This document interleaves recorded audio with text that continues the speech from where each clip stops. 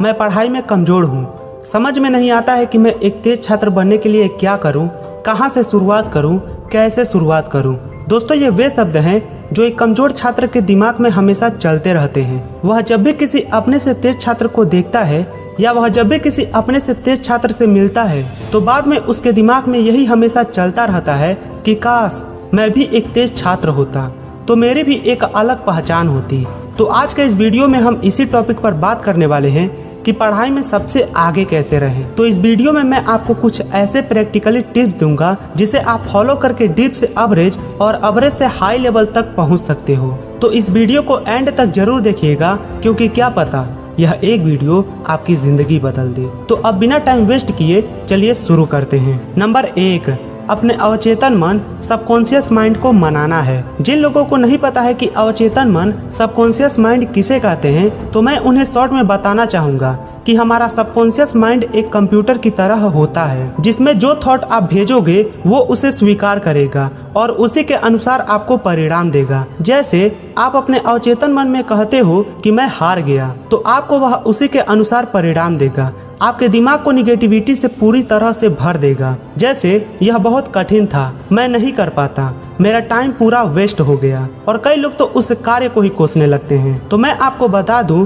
कि उस समय यह सारी बातें आप नहीं कहते हैं, बल्कि उस समय यह सारी बातें आपका अवचेतन मन सबकॉन्शियस माइंड कहता है। लेकिन वहीं अगर आप फेल हो गए हैं और आपने अपने अवचेतन मन को समझा लिया, अपने अवचेतन मन को सकारात्मक रूप से मना लिया, तो वो आपको सकारात्मक परिणाम जरूर देगा कि तू चल एक बार और खड़ा हो, इस बार मैं तेरा साथ दूंगा। क्योंकि हारा हुआ व्यक्ति वो नहीं होता जो हार जाए, हारा हुआ व्यक्ति तो वो होता है जो अपने मन से हार जाए, जिसे हम सबकॉन्शियस माइंड कहते हैं।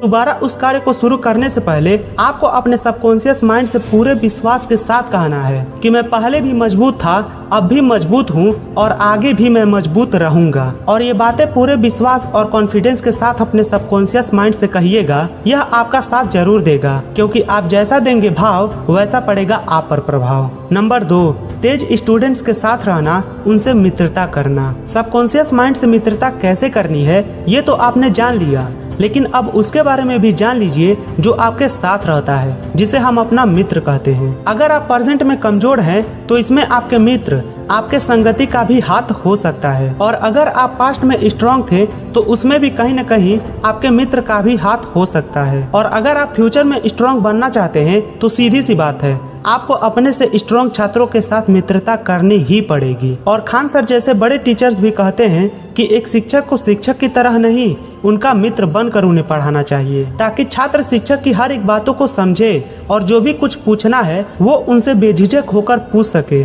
जैसे वो अपने बाकी के दोस्तों से पूछता है। अगर आप किसी भी फील्ड में तेज होना चाहते हैं तो आपको उनका साथ करना होगा जो उस फील्ड में थोड़ा ही सही मगर आपसे आगे हैं। अब आपके मन में यह बात जरूर चल रहा होगा कि एक तेज छात्र से दोस्ती कैसे करें, क्योंकि वो हमसे दोस्ती क्यों करेगा। तो चलो माना कि वो पहली बार में आपसे दोस्ती नहीं करेगा, लेकिन आपको धीरे धीरे उनकी तरफ दोस्ती का हाथ बढ़ाना है। उसके लिए आप उनसे बातें करने की कोशिश कीजिए, आप उनकी मदद करने की कोशिश कीजिए। आप हमेशा उनके कांटेक्ट में रहिए ताकि आप उनसे अच्छे से अटैच हो सके। और जब आप उनसे अच्छे से अटैच हो जाएंगे तो बेशक वो आपकी मदद जरूर करेंगे, क्योंकि एक बात याद रखिएगा कि एक शेर बनने के लिए एक शेर की ही संगति करनी पड़ती है, क्योंकि जैसी होगी संगति वैसी होगी रंगति। नंबर 3, बुरे ही सही मगर प्रेजेंट में जो दोस्त साथ हैं उनके साथ क्या करें। वैसे इस टॉपिक के बारे में कोई बात तो नहीं करता, वो सीधा कहते हैं कि बुरी संगति को छोड़ दो। लेकिन दोस्त अच्छा हो या बुरा, जब उसका साथ छोड़ने की बात आती है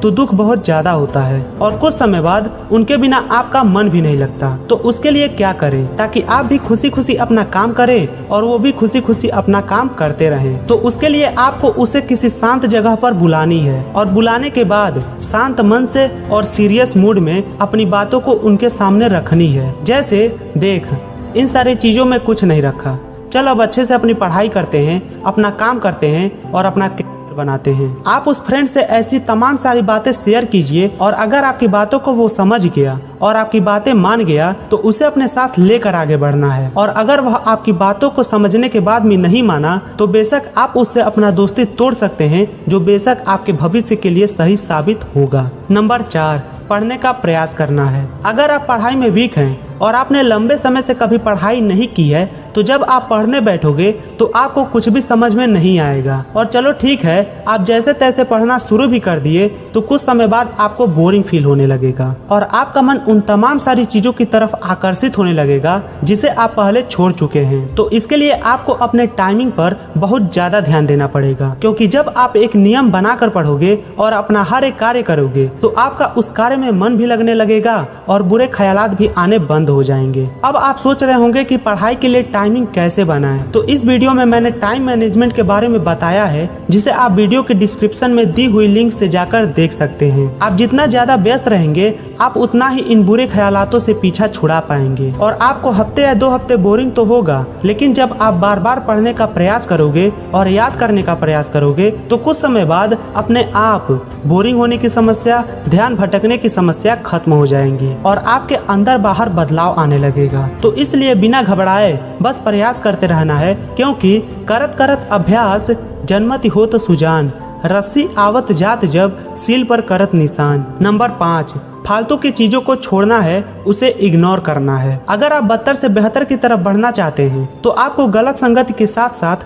गलत कामों, गलत चीजों और फालतू की बातें करना छोड़ना पड़ेगा। यही वह चीजें हैं जिससे आप हाई लेवल के स्टूडेंट से आप एवरेज से भी नीचे गिर गए। तो अगर आप फिर से उठना चाहते हैं तो जितना हो सके उतना इन चीजों को छोड़ दीजिए और इनसे दूरियां बना लीजिए। तो मैं आशा करता हूं कि आपको यह वीडियो जरूर पसंद आया होगा। तो अगर यह वीडियो पसंद आया हो तो इसे अपने उस दोस्त के पास शेयर जरूर कीजिएगा जो पहले पढ़ाई में ठीक था लेकिन अब वीक हो चुका है, ताकि वह भी एक बेस्ट स्टूडेंट बन सके, क्योंकि आपके सिर्फ एक शेयर करने से किसी की जिंदगी बदल सकती है। तो इसलिए शेयर जरूर कीजिएगा। तो फिर मिलते हैं जल्द ही एक और नए पावरफुल मोटिवेशन के साथ। तब तक के लिए जय हिंद।